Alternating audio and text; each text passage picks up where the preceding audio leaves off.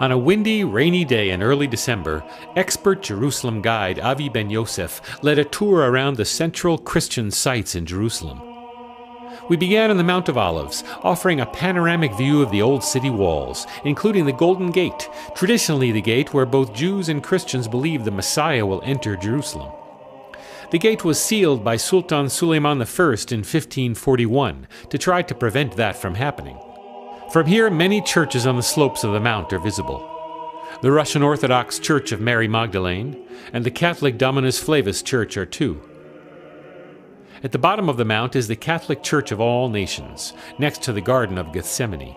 Well, we're under a carob tree, carob the boxer over here, which is a symbol of life, fertility. The Garden of Gethsemane is the place where Jesus is actually becoming the ultimate sacrifice for the sins of everybody according to Christianity.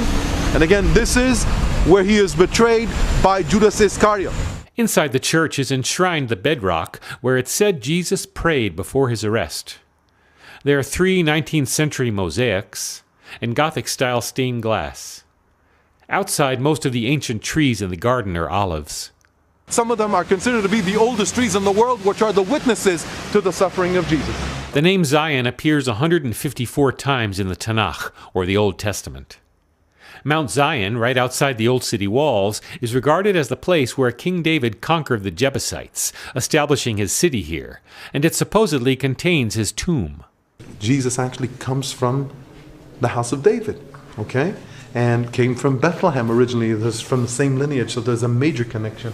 Higher up in the complex is the room where supposedly the Last Supper occurred. The last Passover meal with Jesus and the disciples. But the whole idea over here is that the Holy Spirit fell upon the disciples right in this area, and this is where they started spreading the news about Christianity. And the room contains many significant details. The 14 steps that we see over here mark for us the 14 stations of the cross. And not only that, but the 14 generations from the time of King David to Jesus, who was a descendant from the house of David.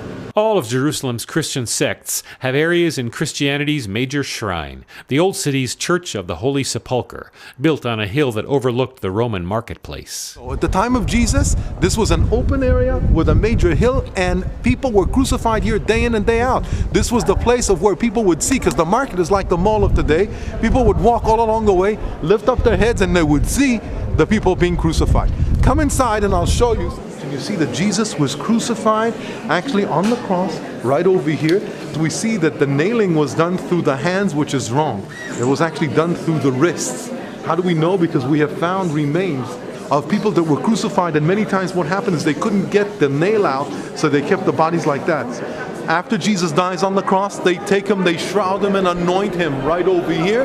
They prepare him for the burial on this slab that you see over here. Further back in the church is the shrine that marks where Jesus' body was buried, with separate areas kept up by the Greek Orthodox, the Coptics, the Armenians, Catholics, and the other sects. And this is what's so unique, again, seeing all of these different congregations that are praying in one place, which is the site of the crucifixion and the resurrection.